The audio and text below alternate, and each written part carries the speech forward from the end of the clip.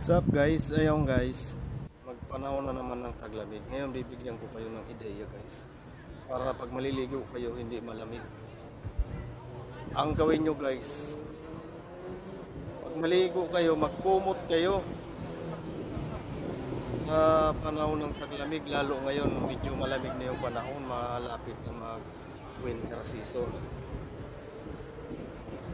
Para hindi kayo lamigin guys, maligo, magkumot kayo.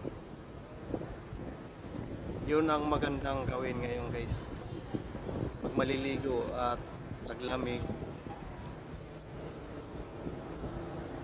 Ang pinakang diskarte dyan, kumot, para hindi malamig.